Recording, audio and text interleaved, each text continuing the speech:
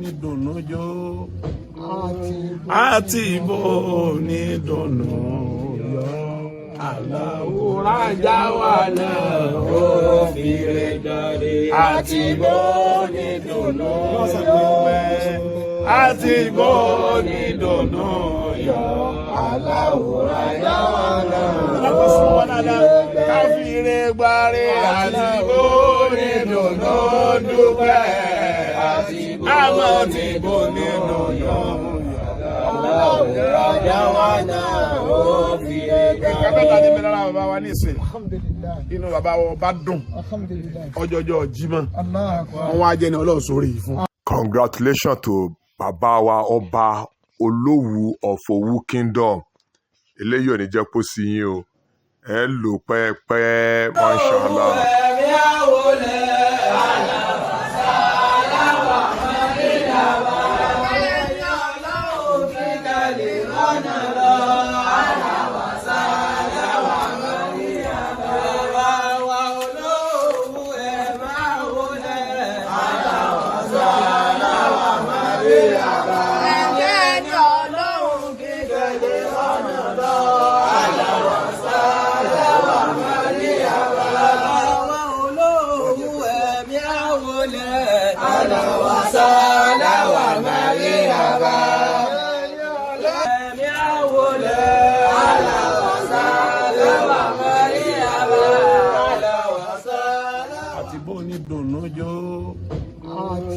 Àti ìbò ní dùnnú yọ.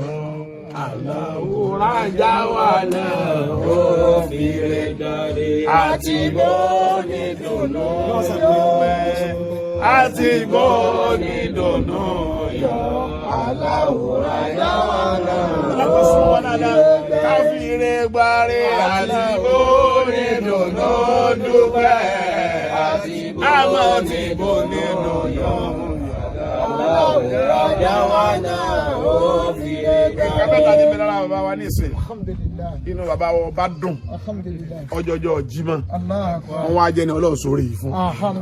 Káwọn náà ò fi dùnnú mi. Sádà fáwa náà. Káwọn máa yọ̀ǹda wọn. Adúpẹ́ lọ́dọ̀ Ọlọ́run. Alhamdulillah. Ọlọ́run kọ́ wọlé pé Ọlọ́run ní ud'uni astajib lakum. Ọlọ́run ní innal ladhina yastakbiruna an ibadati sayadkhuluna jahannama.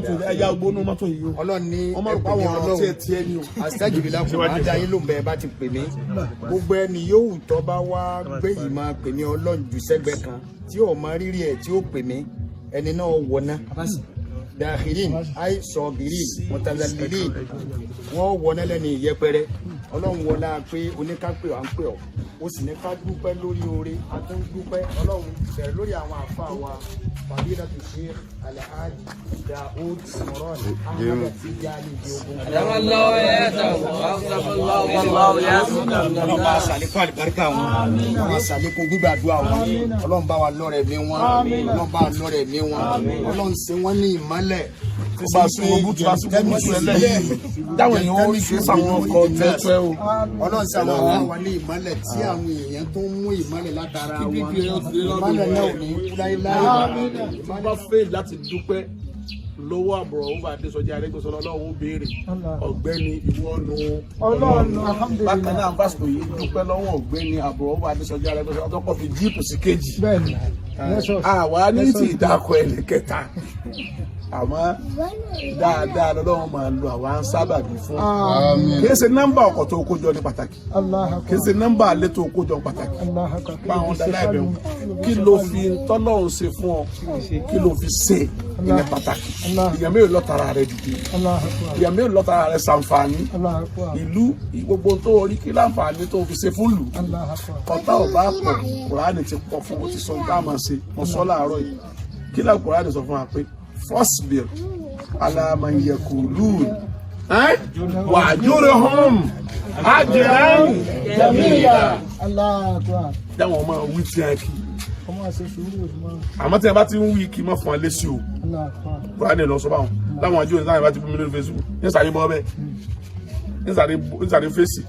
bọ́ ọba bú mi di ọ̀túnla mẹ́ẹ̀ẹ́dógún kò sí èsì kankan mọ́ so orí èsì tọ́lá òun ń fọ̀ yìí is okay kí ní ẹ̀rà kásílù rẹ̀ láìpẹ́ orí èsì mọ́tò tuntun yìí omi ètò ń bọ̀ mélòó mo fẹ́ gùn téèyàn bá tinú yàrá ẹyọ kan tó tún bọ́ọ̀nù yàrá kejì nígbà tó kan lù ó tún bọ́ọ̀nù yàrá kejì nígbà tó mẹ́ta lù ó ti di wèrè gbogbo ẹ̀yin olóore ọlọ́run ṣoore fún yín.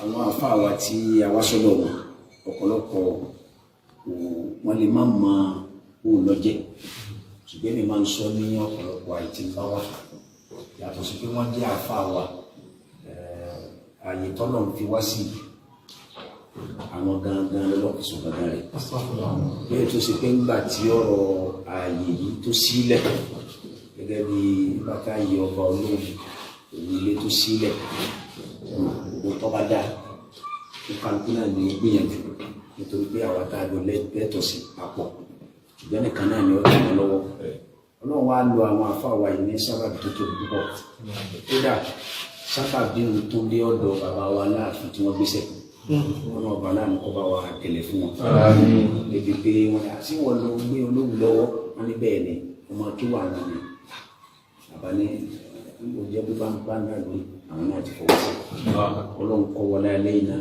iwájú bàbá dájú kọ ọlọ́mọdé sọ̀rọ̀ èyí tí a fi lé ọbàjẹ́ ọlọ́mọdé ọbàjẹ́ lára ẹ̀yìn náà ni bàbá tá a jókòó ìgbogbo tí yọ̀yọ̀ pátá ọ̀yọ́ sì ń tẹ̀síwájú náà ní àpẹẹrẹ dáadáa ni ọlọ́run wájú ọmọ tẹ̀síwájú sí àwọn afáwa ọlọ́run sàmọ̀dá bí yàrá sì jẹ́ ní ọlọ́run láàrin jẹgbé ọlọ́run jẹ́ ìyanu Al-Qur'an ọlọ́run ní ba'da a'udhu billahi minash shaitanir rajim man 'amila salihan min dhakarin aw untha falanuhyiyannahu hayatan tayyibatan wa lanajziyannahum ahsana ma kanu ya'malun ọlọ́run bá lè kí ọlọ́run ní man 'amila salihan min dhakarin aw untha ẹni yóò tó bá ṣe dáadáa min dhakarin bóyá ọkùnrin ni ló ṣe dáadáa aw untha àbúbìnrin ọlọ́ni fàlà nuhyiyannahu hayatan tayyiba àwọn ọlọ́run ìṣẹ̀lẹ̀ tí ó lò láyé oníṣẹ̀lẹ̀ tó dáa lò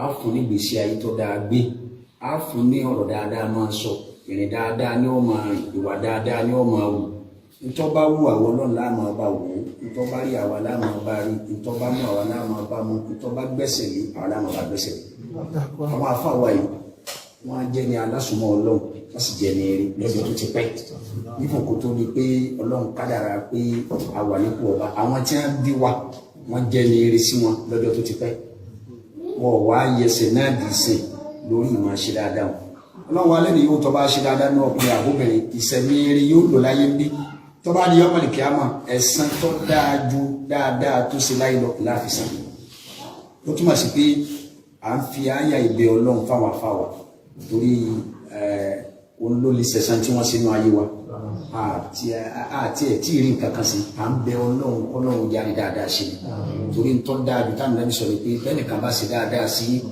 fàkàfì ẹ̀yin náà ṣe kíni ẹ̀sán lẹ́sàn ẹ̀ ṣe dáadáa sí ẹ̀sán dápadà fún bẹ́ẹ̀ bá wá rí tọ́ gbọ́ ẹ̀rí bó ṣe rí ẹ sọ pé jazakumullahu khairan. Asoro Fìjàlọ TV.